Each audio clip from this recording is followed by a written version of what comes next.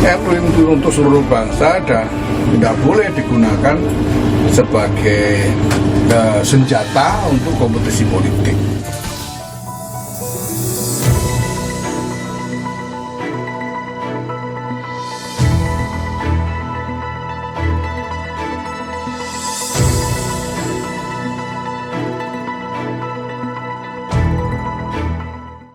Setiap menjelang event 5 tahunan, seperti menjelang pemilu 2024 saat ini, para bakal calon presiden atau wakil presiden selalu berusaha berebut untuk mendapatkan suara dari kalangan NU. Mereka berharap umat NU menjadi pendulang suara yang besar bagi para politisi atau calon presiden.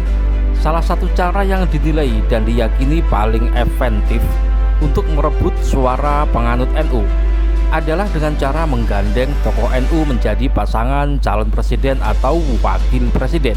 Sehingga dalam satu event pemilu, sering tokoh NU yang maju sebagai capres atau cawapres tidak hanya satu, tapi bisa 2 atau 3 tokoh. Di sisi lain, pada setiap event pemilu selalu muncul isu bahwa suara NU pecah.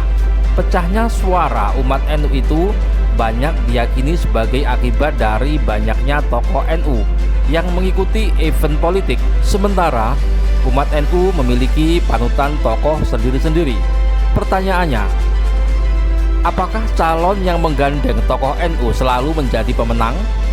Selalu meraup suara yang signifikan dari umat NU? Ya dukungan apa? Wong NU ini bukan parpol.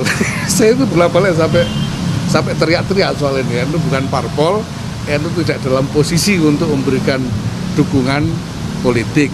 Satu-satunya yang akan dilakukan NU terkait ini adalah berusaha sekuat tenaga ikut menjaga supaya masyarakat tetap tentram, tetap harmonis, tidak terjadi antagonisme, tidak terjadi permusuhan antar kelompok gara-gara agenda politik semacam itu.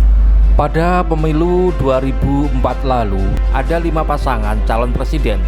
2 diantaranya menggandeng tokoh NU, yaitu Megawati menggandeng Kiai Haji Hashim Muzadi, mantan ketua PBNU, dan Wiranto menggandeng Kiai Haji Solahuddin Wahid, tokoh NU dan pengasuh Pondok Pesantren Tebu Ireng, Jombang. Selain itu, masih ada pasangan Amin Rais berpasangan dengan Siswono Yudo Husodo dan Hamzah Has berpasangan dengan Agung Gumelar. Hasilnya, secara realitas pemilu presiden 2004 itu dimenangkan oleh pasangan Susilo Bambang Yudhoyono dan Yusuf Kala. Padahal ketokohan Yusuf Kala di NU masih terkesan remang-remang, kurang memiliki jejak ketokohan di NU yang sangat kuat. Atau jika Yusuf Kala memiliki peran di NU, peran itu dinilai lebih terkesan disambung-sambungkan, atau tidak menjadi pengurus harian inti di PBNU atau pondok pesantren yang dikenal luas. Kabar yang sempat muncul, Yusuf Kala atau keluarga Yusuf Kala adalah tokoh NU, setidaknya NU kultural. Mungkin bisa jadi setidaknya memiliki kedekatan dengan umat NU di lingkungannya, atau mungkin keluarganya pernah menjadi pengurus NU meskipun di tingkat ranting atau lainnya. Namun ketokohan Yusuf Kala di kalangan umat NU atau peran Yusuf Kala di NU masih kalah jauh dibanding Kiai Haji Hashim Muzadi maupun Kiai Haji Solahuddin Wahid. Namun terbukti pasangan capres yang menggandeng tokoh NU itu sama-sama kalah di Pilpres 2004. Proses politik dalam satu pemilihan, baik di Pilpres, pemilihan gubernur, pemilihan bupati atau wali kota, sudah sangat banyak kasus yang menggandengkan antara calon kepala daerah dengan tokoh NU. Tujuannya serupa, yaitu ingin meraih dukungan suara dari umat NU.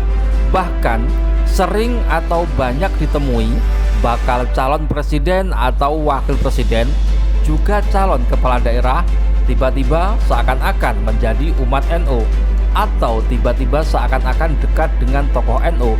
Bahkan Beberapa di antaranya tiba-tiba mengenakan baju dengan atribut NU seperti kopiah NU, baju NU, jaket Ansor Banser Muslimat NU dan sebagainya, alias NU dadakan, mendadak NU, menjelma menjadi NU dan sebagainya. Namun setelah event pemilu selesai, mereka tidak mau lagi dekat dengan NU, berkontribusi untuk NU, berperan aktif menjadi juru dakwah ala NU, atribut NU ditinggalkan dan sebagainya.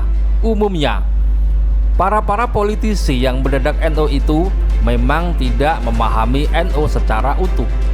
Mereka umumnya tidak tahu bahwa NU ada dua, yaitu NU struktural dan NU kultural. Untuk NU struktural, sebagian pengurusnya sering terjadi bias politik. Mungkin mereka ini kadang bisa tumpangi untuk kepentingan politik sesaat. Mereka bisa dipecah-pecah untuk event politik. Namun untuk NU kultural tidak akan banyak berpengaruh. Sehingga di masyarakat sering muncul bahasa suara NU pecah. Hasil suaranya tidak utuh, hasil suara tidak sesuai dengan yang diharapkan dan sebagainya. Termasuk sejumlah partai yang sering dikait-kaitkan dengan NU, misalnya PKB, P3 dan sebagainya. Bagaimana pendapat Anda? Mohon jangan pakai politik identitas, terutama identitas agama, termasuk identitas NU.